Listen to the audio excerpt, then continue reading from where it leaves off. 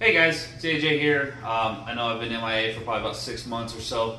Just had a real busy summer, a lot of things going on in my work, other hobbies. And with that being said, the fish tanks kind of took a back seat, which is a good thing and a bad thing. I didn't touch it other than water changes really. So that means everything got a chance to really settle in without my hands being in the tank or wanting to fiddle with the tank or anything like that. Bad thing is because I became less involved, with the exception of doing my weekly water changes, at least on the 75, I ran into some serious issues that I would have known were happening if I kept up with my testing. Over the summer, I did lose a couple corals. I think I lost 3 or 4 acros, all blue. And I later found out after doing some research and speaking with Brightwell Aquatics, is because I run the Zeovit system, and the Zeovit system absorbed a lot of potassium, and I wasn't dosing any potassium into the tank. I've since tested and got that corrected, and everything as far as that seems to be doing okay. I did lose my male Avanzianthius simply because he was getting picked on and I guess stopped eating. But he didn't start getting picked on until after he's in the tank a month or so. It was kind of weird. But other than that, there is a big change coming to the tank over the next few months. I'll show you guys what that's going to be here at the end of the video. I no longer have a refugium on the tank. I tried that out just because I thought I was having issues, with nitrates and phosphates, which I was having issues with phosphates, but I've since taken care of that with just my Zeovit regimen. Other than that, the tank's been good. It's been easy. I got some micro bubbles going on because I just fed the tank, so the skimmer just clicked on and is going a little crazy. But I'll let you guys take a look at the tank here. So here we are at the tank. Only one bank of the T5s is on right now, so it's still fairly early in the morning. But let's take a look. As you can see, I feel, looking back at some of my old videos, I've had some pretty incredible growth over the last 6 months with my SPS corals, and the colors are just unbelievable. I'm very happy with that. I did have some issues, as I mentioned, where I started losing corals. This acro back here is a perfect example of that. You'll see the bottom is stripped out, and well, that happened when I started losing corals, and it's now actually growing back. It started to STN real bad, and then it's growing back. So I am still having an issue with, I guess, a little bit of algae, but it's not to the point where it seems to be bothering me.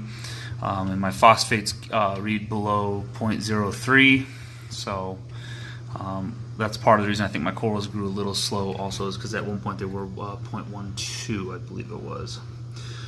But everything seems to be doing okay.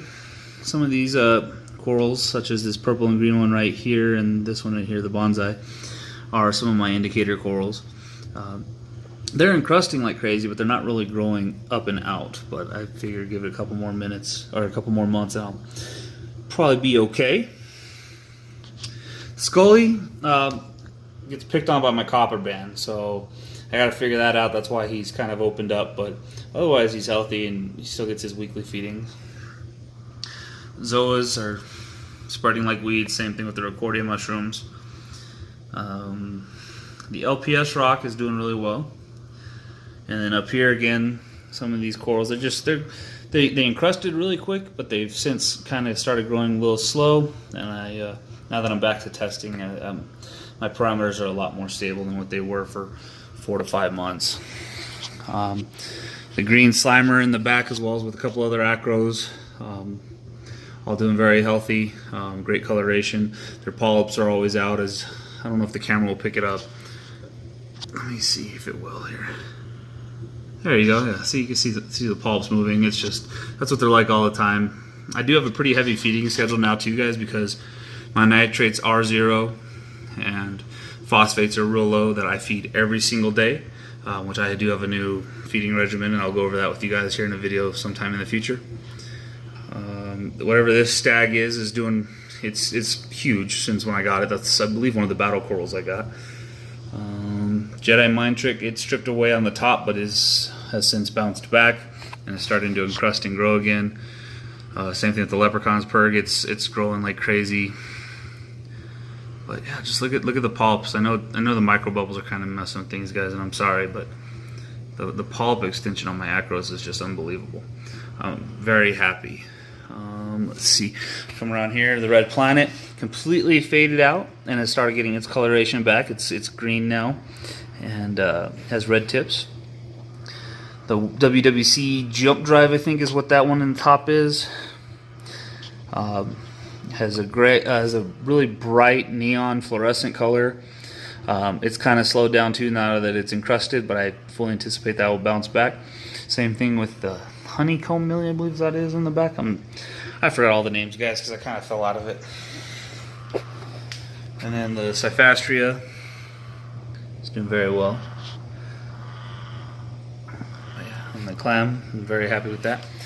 So you will see I've got some diatoms in the sand, and again, that's just because I've had to spend the last month or so just trying to get the system stabilized again around the Zeovit method, which I will be keeping. I do like it. However, if I go a bigger tank, I'll probably stop doing it at that point, just because it is expensive. But all the fish are extremely healthy and fat. They get fed 4 times a day, 2 frozen meals a day, and then the automatic feeder is set to feed twice a day, which definitely keeps a lot of the aggression down. But yeah, for whatever reason, all the fish, mostly my long-nosed hawk and my flame angel, picked on the male Anthias for whatever reason. I'm not too sure. Here's my fungia plate. Its tentacles are always out, always feeding, very happy. And I'll show you guys up under here. We've got a ton of pineapple sponges. They're just everywhere. That just happens to be the easiest place for me to film, which I'm told is a good sign for a tank. But yeah, I'm very pleased with how the tank has progressed. I would like my growth to be a little bit quicker, to where it's a little more noticeable, but I'm not going to complain about that. Let's take a look at this sump.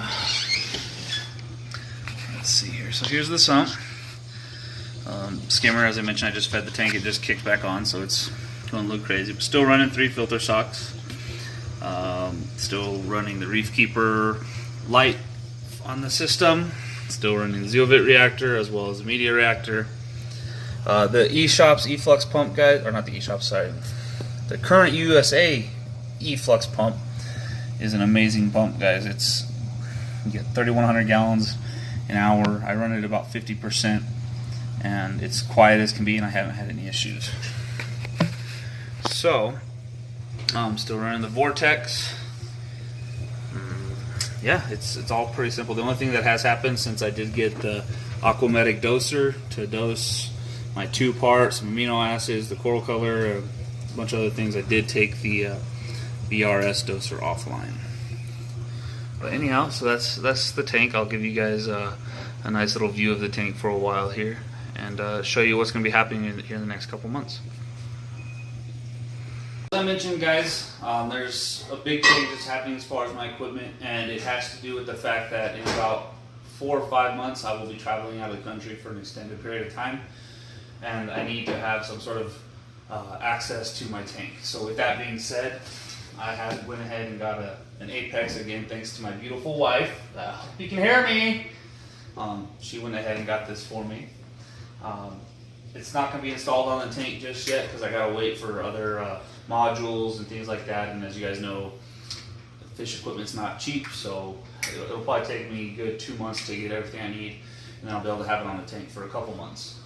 But other than that, I'm very happy with the tank. I just got the quarantine systems up and running again about a month ago, so they're ready for fish and corals. I just need new light for that to grow corals, and here in a couple months I'll start investing in some more corals and fish. Anyway, guys, thanks for watching this update. I hope you enjoyed it. Here's a look at the 75-gallon reef.